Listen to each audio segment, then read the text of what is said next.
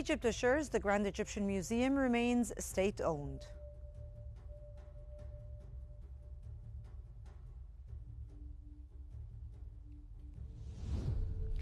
Egypt's State Information Service says hundreds of millions worldwide watched the Grand Egyptian Museum's opening, led by President Sisi.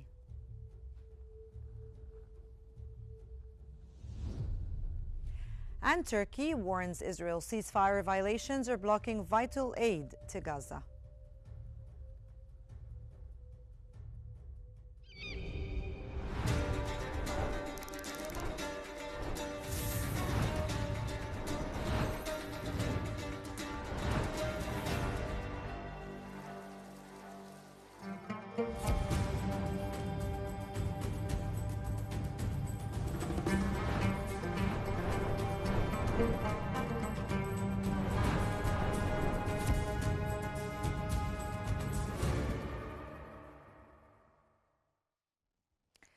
Egypt's Ministry of Tourism and Antiquities has denied reports that the Japanese International Cooperation Agency, the JICA, would manage or operate the Grand Egyptian Museum for 10 years in exchange for Japanese loans.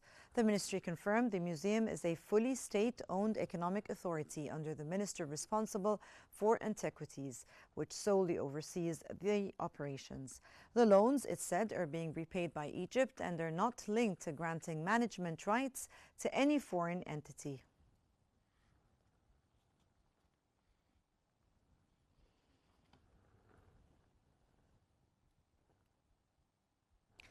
The Egyptian State Information Service, the SIS, has reported that hundreds of millions of viewers across 5 continents followed the grand opening of the Grand Egyptian Museum, led by President Abdel Fattah al-Sisi.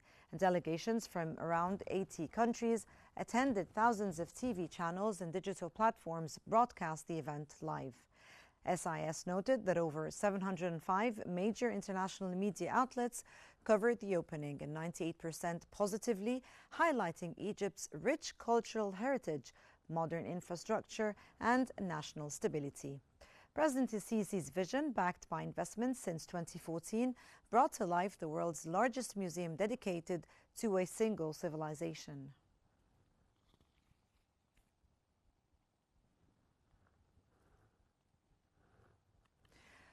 Croatian President Zoran Milanovic has praised Cairo's Grand Egyptian Museum during its grand opening, hailing it as a showcase of Egypt's unparalleled historical heritage. Accompanied by his wife and senior officials, he highlighted Egypt's cultural legacy and the enduring ties between the two nations. Dr. Ahmed Zayed, the director of the Biblioteca Alexandrina, welcomed the delegation, noting GEM's role in promoting global cultural exchange and celebrating Egypt's efforts to preserve and share its ancient treasures.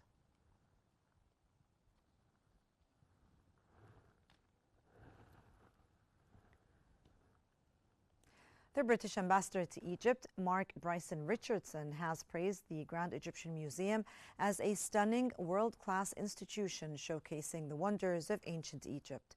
He highlighted the UK's partnership with Egypt in obtaining EDGE Green Building certification for the museum.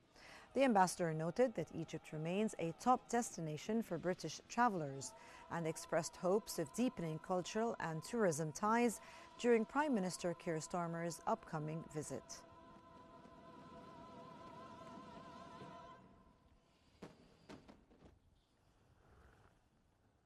And Turkish Minister of Culture and Tourism Mehmet Nuri Ersoy has described the museum as Egypt's 4th pyramid. And Minister Ersoy praised the project as a vital cultural initiative that underscores humanity's shared history, saying efforts to preserve heritage and pass it to future generations strengthen the friendship and cultural cooperation between Egypt and Turkey.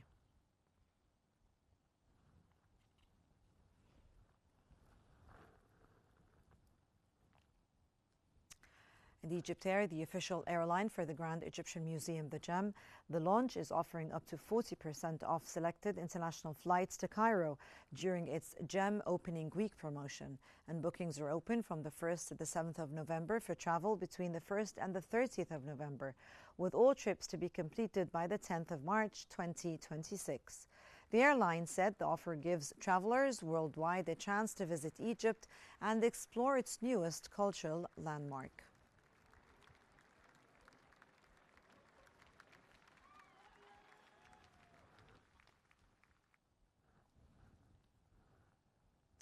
And for further analysis, we now move to Hani Saif in our newsroom. Hani.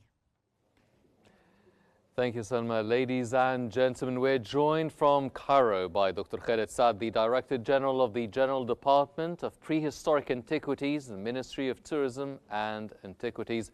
Welcome to Q News, sir. For the record, can you confirm in your capacity at the Ministry that the Grand Egyptian Museum is wholly state-owned and operated under Egyptian Antiquities Authority? Of course, the Grand Egyptian Museum is wholly under the authority of the Egyptian administration and under the Ministry of Tourism and Antiquities, and then it also has a conservatory institution that is related to also the Ministry of Tourism and Antiquities. Mm-hmm. Now, in prehistoric antiquities perspective, how will the GEM present Egypt's earliest heritage, the sites, the tools, the human remains, and what Egyptian-led research programs are planned for that? Of course, the Supreme Council of Antiquities had lots of archaeological research, and it is showing a large number of antiquities and statues and so on. And lately we had a new location, which is the Human Culture in Egypt program, and lots of artifacts that have to do with this era were displayed, and these artifacts go back to 700,000 years. And also we had a map in coordination with the UNESCO in Cairo and the geological, and we had around 106 areas that go back to those prehistoric to this prehistoric era. And this is in addition to the Grand Egyptian Museum having thousands of artifacts that go back a million years. Mm-hmm. Mr. Saad, what provenance and documentation measures is the ministry using to protect the prehistoric collections and prevent the illicit trafficking or mislabeling?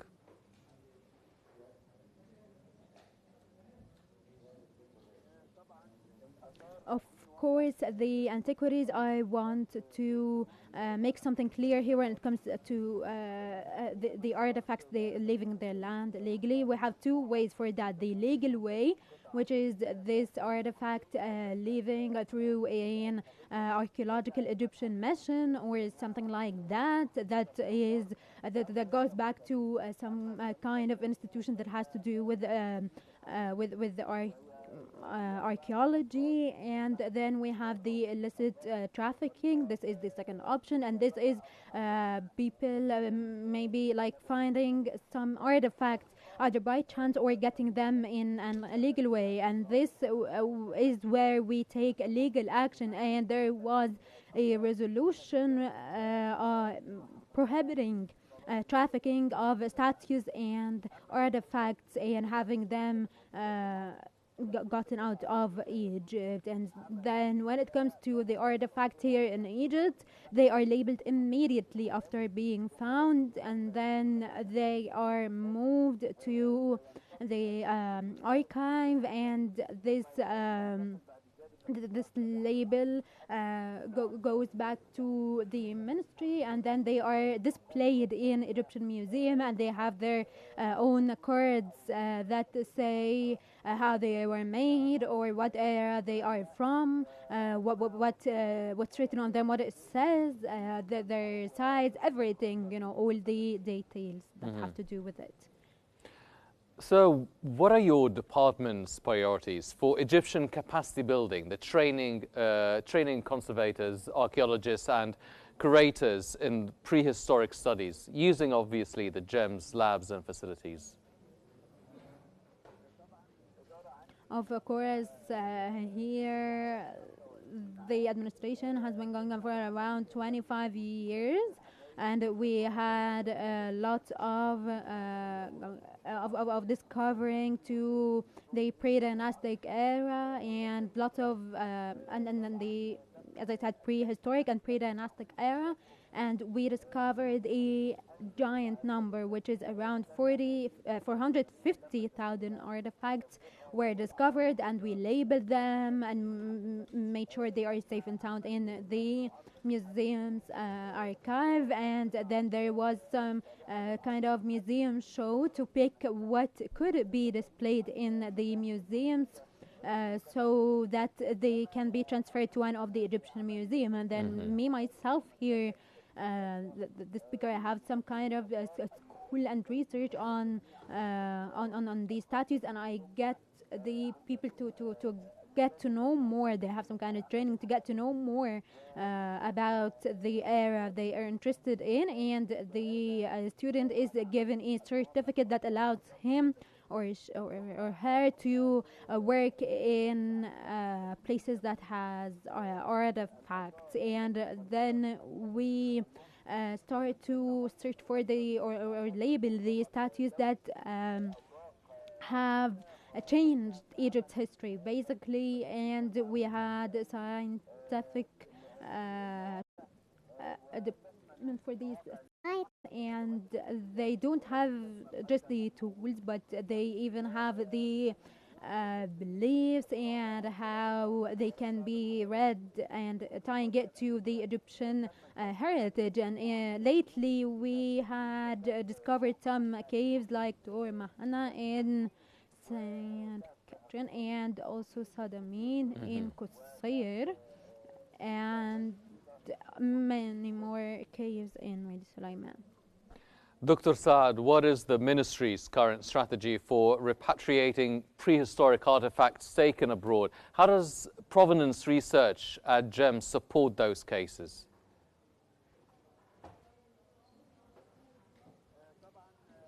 Of course, Egypt had some measures, and we got back around 25,000 artifacts from the museum, and some kind of coordination between Egypt and between Egypt and museum, or between the Supreme Council for Antiquities and Museum, and it was diverse, and we had statues and pottery, even human remains, and that the pottery had claimed before. But Egypt has lots and lots of areas that are around 36 areas that has artifacts to go back to the prehistoric era, and it is the largest country in the world to have this many prehistoric related areas. And we have, as I said, statues and other artifacts that go back to the prehistoric era, and also up till the pre-dynastic era. And the amount of artifacts and statues that we have found is enough to have to found more than 20 museums dedicated only to the prehistoric era in Egypt. But the financials are what's keeping us from founding the largest in the world museum for the prehistoric artifact. But we are working on it to have it founded through having some funding and sponsors. But when it comes to the artifacts that left Egypt in the prehistoric era, we can say that we already have a very large number of these artifacts and statues, and so Egypt doesn't have to ask for them. Yes, and maybe the next big event would be the inauguration of the prehistoric Historic Museum. From Cairo, that was Dr. Khaled Saad, the Director General of the General Department of Prehistoric Antiquities at the Ministry of Tourism and Antiquities. Thank you very much, sir, for joining us here on Q News. Ladies and gentlemen, now we head back to the studio with Selma. Selma. Thank you, Haney. And now we move to the latest developments and escalations in Gaza.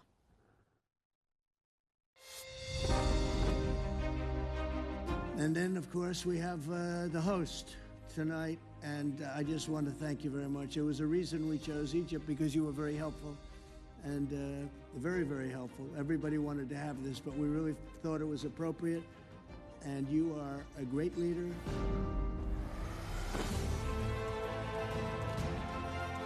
And he's a fantastic man and a fantastic general, by the way. But he's a great president, and I want to thank Egypt and all of your representatives for treating us all so well. Thank you very much. The Israeli occupation military has claimed it attacked terrorists in southern Gaza for allegedly crossing a so-called yellow line, marking areas under Israeli control, citing a ceasefire breach. No details were provided on casualties, and the line's boundaries remain unclear to Gaza's population. Previous incidents have led to dozens of Palestinian deaths after unknowingly approaching the restricted zone.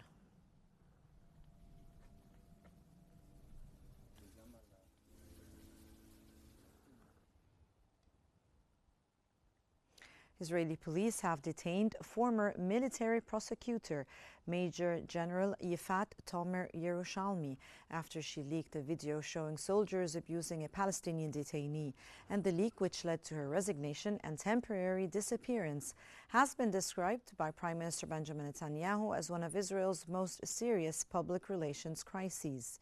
Tomer Yerushalmi was arrested overnight Monday, amid concerns over her well-being following hours of absence on Sunday.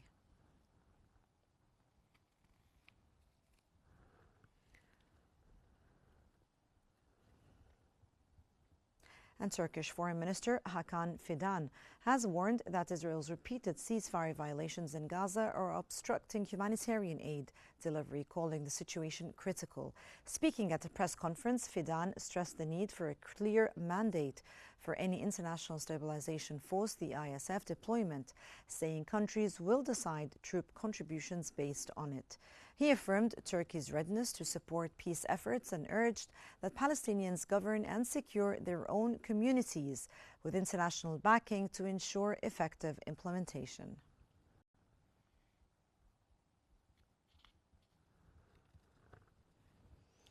Medical sources in Gaza reported receiving 45 bodies of Palestinians released by Israeli authorities via the Red Cross mediation, and raising the total received to 270. So far, 78 of the 270 bodies have been identified, with families confirming 25 loved ones. Medical teams continue examinations and documentation before handing the bodies over to families according to the established protocols.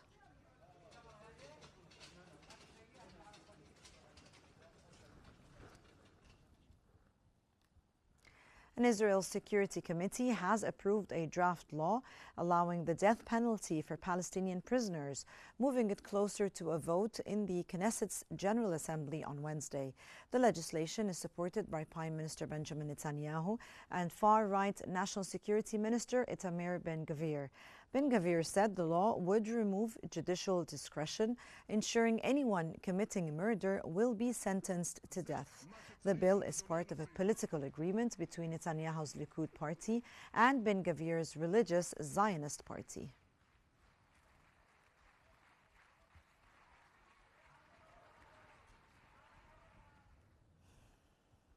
A UN survey has shown half of Gaza households report stagnant or worsening access to food, with northern areas cut off from aid convoys since September the 12th.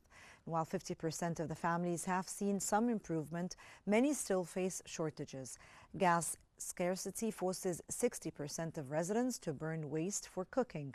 Recovery efforts continue with 2 new field hospitals in Gaza City, 5 learning spaces reopened for 2,200 students, and 29,000 people returning north.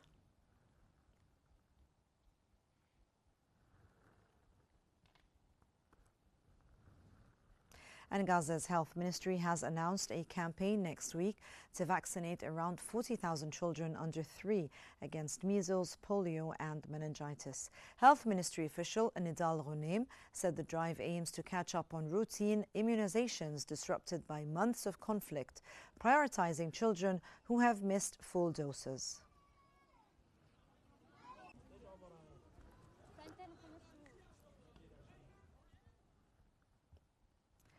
UNICEF spokesperson Tess Ingram has said over 1 million children in Gaza continue to lack sufficient water and food, with thousands going to bed hungry each night. And about 650,000 children are also in need to return to school. While the ceasefire has reduced daily bombardments, Ingram warned that aid remains woefully inadequate and damaged infrastructure limits access to water, medical care and basic services. Children in hospitals are suffering from treatable illnesses due to shortages of doctors and medicine.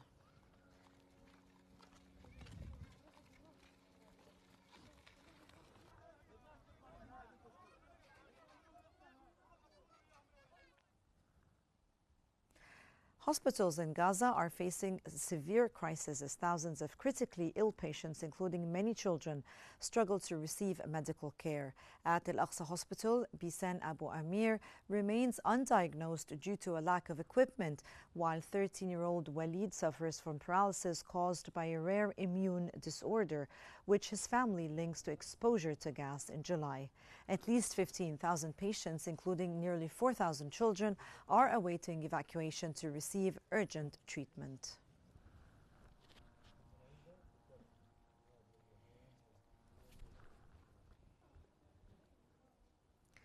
As winter approaches, displaced Palestinians in Gaza's Khan Yunis market fear the rain and cold will worsen already dire living conditions, and many are sheltering in fragile tents after months of conflict, struggling to find food, blankets and other basic necessities.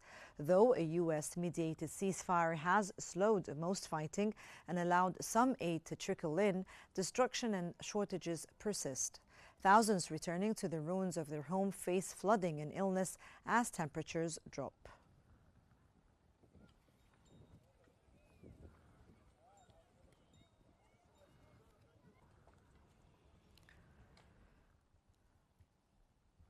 And Israeli authorities have issued a military order to uproot trees from lands in the villages of Ras Karkar and Kafr Nama, west of Ramallah, citing military purposes. And the order targets approximately 15 dunams, including areas in El-Wajih, El-Gharbi, Jabal El-Risan and El-Awrid. And according to the Wall and Settlement Resistance Commission, between October the 7th, 2023 and October the 7th, 2025, settlers carried out 7,154 attacks against Palestinian citizens and property, resulting in the damage to 48,728 trees, including 37,237 olive trees.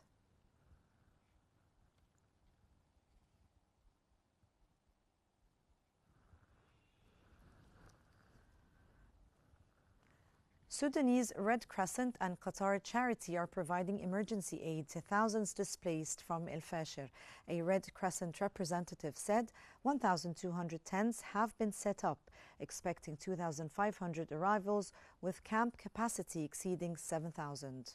Qatar Charity plans an additional 3,000 tents to accommodate more displaced families. Tariq Mohiddin, head of the Qatar Charity in Sudan, confirmed the distribution of food, shelter packages, mobile clinics and clean water. Displaced residents, including El Mardi Shamin from Torah village, described worsening conditions and the lack of local health services, calling for the increased aid.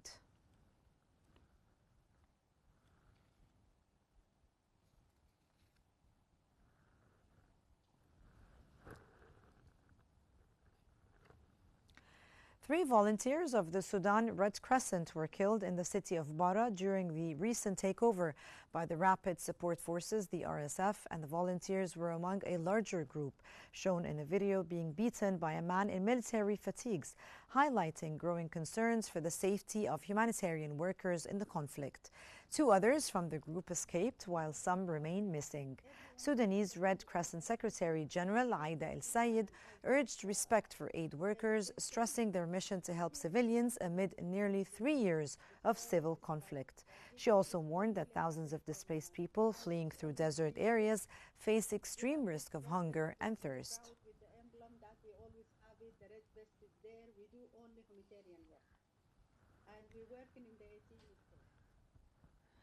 And the head of the International Committee of the Red Cross has warned that history is repeating in Sudan's Darfur after reports of mass killings during the Rapid Support Forces capture of El Fasher. The ICRC President Mirjana Spoljaric called the situation horrific, saying tens of thousands have fled while many more are trapped without food, water, or medical care.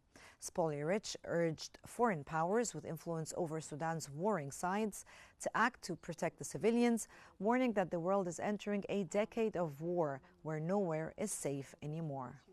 Still in El Fasher and have no access to food, water, medical assistance that they need very urgently. And tens of thousands of Sudanese civilians have fled towns in North Kordofan, east of Darfur, following the capture of El Fasher by the Rapid Support Forces. And the UN estimates 36,825 people have left 5 localities in the region, with many seeking safety after the paramilitaries overran the last major army stronghold last week.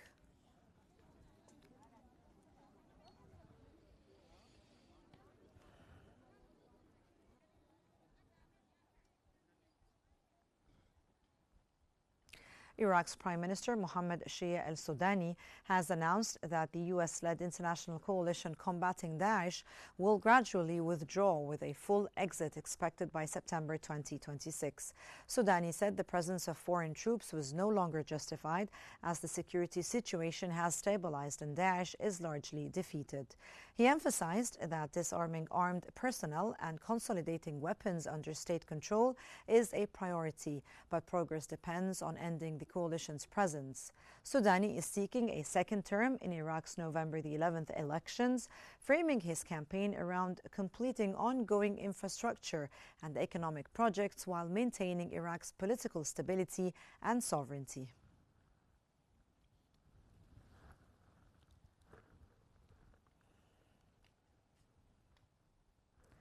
And Iran's President Masoud Pezeshkian has said that the country will rebuild its nuclear facilities with greater strength, insisting its nuclear program is for civilian purposes and not weapons. Speaking during a visit to the Atomic Energy Organization, Pezeshkian said destroying buildings and factories will not create a problem for us. We will rebuild, and with greater strength. He added the program aims to support the country's health, industry, and environmental needs. Pezeshkian also rejected Western claims that Iran's nuclear activities are intended to produce a bomb, citing a fatwa from the supreme leader prohibiting nuclear weapons.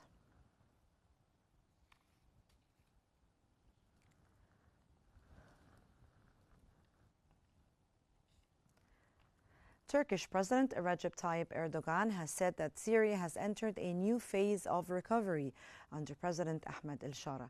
Erdogan cited the heavy price of over a decade of conflict, with nearly 1 million lives lost. He highlighted that international sanctions on Syria are gradually easing, crediting Turkish diplomacy, and announced a support program to rebuild Syria's infrastructure, including education, healthcare, transport, and trade.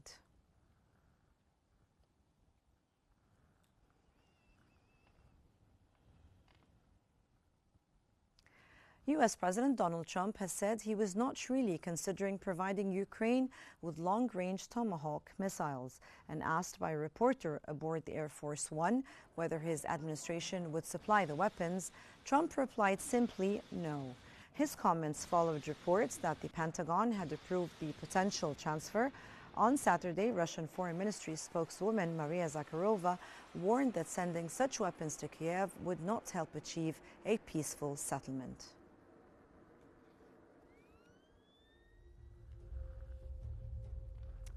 And that brings us to the end of our news bulletin. But before we wrap up, and here's a recap of the top stories making headlines this hour.